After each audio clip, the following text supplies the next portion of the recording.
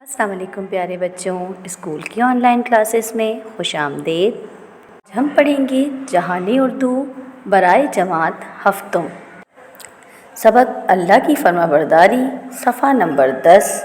اللہ تعالیٰ کے پیارے نبی حضرت یونس علیہ السلام کے بارے میں پڑھیں گے۔ وسطی ایشیا کے ملک نینوا کا بادشاہ بہت طاقتور اور ظالم تھا۔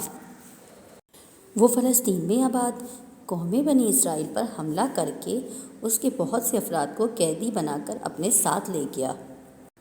لیکن جب اس بات کا علم فلسطین کے بادشاہ صدقیہ کو ہوا تو وہ بہت رنجیدہ ہوا اور قیدیوں کو آزاد کرانے کی ترکیبیں سوچنے لگا۔ اسے ایک درباری نے مشورہ دیا کہ کیوں نہ حضرت یونس علیہ السلام جیسے بزرگ کو اس کام پر مامور کیا جائے۔ صدقیہ کو یہ تجویز پسند آئی اور اس نے حضرت یونس علیہ السلام کو نینوا جانے اور قیدی چھڑوا لانے کا اہم کام سپرد کیا۔ چنانچہ حضرت یونس علیہ السلام نینوا کی طرف عازم سفر ہوئے۔ انہوں نے وہاں بھی لوگوں کو تبلیغ کے ذریعے اللہ کی طرف لانے کی بڑی کوششیں کیں اور ان کے بادشاہ سے قیدیوں کو چھڑوانے کے لیے بڑے باوقار انداز میں گفت و شنید کی۔ آپ علیہ السلام نے بادشاہ کو قائل کرنے کی بہت کوشش کی مگر اس نے آپ علیہ السلام کی بات سنی انسنی کر دی۔ پھر آپ علیہ السلام نے اللہ کے حکم کے تحت اسے عذاب الہی سے بھی ڈرایا مگر وہ نہیں مانا۔ پھر آپ علیہ السلام نے یہاں تک کہہ دیا کہ یہ عذاب 40 دن کے اندر اندر آ جائے گا۔ اس تنبیہ پہ اللہ نے پوچھا، اے یونس یہ دنوں کا تعین کیوں کیا؟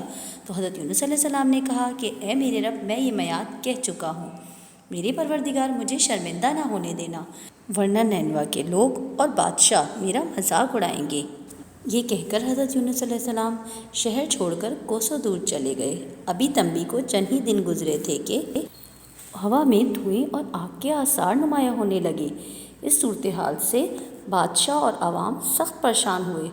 انہیں حضرت یونس علیہ السلام کی پیغمبری پر یقین آ گیا اور وہ انہیں تلاش کرنے لگے اور ساتھ ساتھ بارگاہ الہی میں گڑ گڑا کر اپنے قصور اور گناہوں پر استغفار کرنے لگے۔ گویا نینوا والوں نے سچی توبہ کی اور عذاب کو آتا دیکھ کر اللہ کی طرف رجوع کرنے والے بن گئے۔ وہ اپنے پاس بھیجے گئے پیغمبر حضرت یونس علیہ السلام کے ساتھ ناروا سلوک پر بھی پشیماں تھے۔ انہوں نے عجز کے اظہار کے لیے ہر قسم کے لباس کے بجائے ٹاٹ کے لباس پہن لیے۔ ان کے مرد، عورتیں، بچے، الغرض سب کے سب، یہاں تک کہ جانور اور ان کے بچے بھی اللہ کے آگے آہذاری میں مصروف ہو گئے۔ ان کی یہ حالت دیکھ کر رب ذوالجلال کی رحمت جوش میں آئی اور اس نے اپنی قوت اور طاقت پر رحمت کو غالب کرتے ہوئے عذاب کو ٹال دیا۔ لیکن جب حضرت یونس علیہ السلام کو عذاب کے ٹلنے کا پتہ چلا تو وہ یہ سوچ کر واپس نہ آئے کہ بادشاہ اور اس کی رعایا انہیں طعنہ دیں گے کہ دیکھ لو تم نے تو عذاب کا کہا تھا مگر تمہاری بات پوری نہ ہوئی۔ یہی سوچ کر آپ علیہ السلام وہاں سے ملک روم کی جانب بیوی بچوں کو لے کر روانہ ہوئے مگر راستے میں بیوی بچے جدا ہو گئے۔ جس کشتی میں سوار ہوئے وہ بھی طوفان میں پھنس کر ڈگمگانے لگی۔ کشتی کے ملاح نے اپنے تجربے کی بنا پر اعلان کیا کہ یقیناً اپنے آقا سے بھاگا ہوا کوئی غلام اس کشتی میں سفر کر رہا ہے۔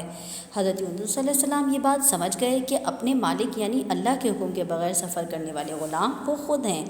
انہوں نے کشتی سے باہر پھینکنے کے لیے خود کو پیش کر دیا مگر کشتی میں موجود لوگوں نے ان کی بزرگ شخصیت سے بہت متاثر تھے، وہ اس پر تیار نہ ہوئے۔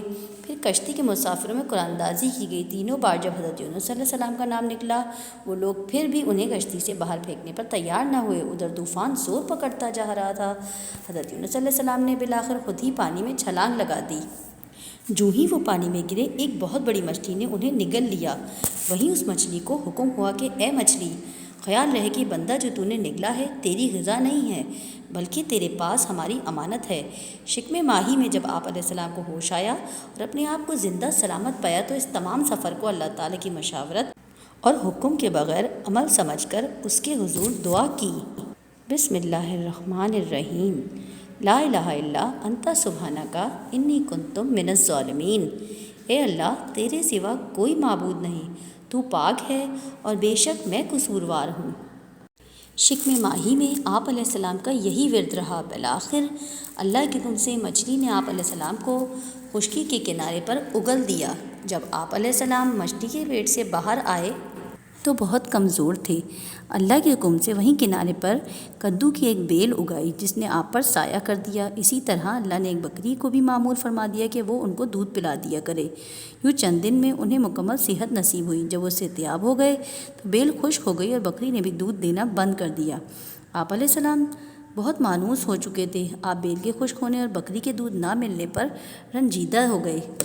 اللہ نے فرمایا، اے یونس، تم اس بیل اور اس بکری کے لیے اتنا دکھ محسوس کر رہے ہو تو میرے ہزاروں بندگان کے لیے عذاب کی ابتدا کے وقت تمہیں خیال کیوں نہ آیا؟ الغرض حضرت یونس علیہ السلام کی توبہ قبول ہوئی۔ پھر اللہ تعالیٰ نے اپنا کرم کرتے ہوئے ایسے ظاہری اسباب پیدا کیے کہ حضرت یونس علیہ السلام کو ان کی بیوی بچے بخیریت مل گئے، اور ہم نے دیکھا کہ اللہ تعالیٰ نے کائنات خاص اصولوں پر تخلیق کی ہے۔ تمام مخلوق ان اصولوں کی پابند ہے، اس میں کسی کو رعایت نہیں، سبھی کو ان پر عمل کرنا ہوتا ہے۔ فقط اللہ کی رحمت سے ہی سب کامیاب ہوتے ہیں۔ تو پیارے بچوں، امید ہے آپ کو یہ سبق اچھے سے سمجھ آ گیا ہوگا۔ اللہ حافظ پیارے بچوں۔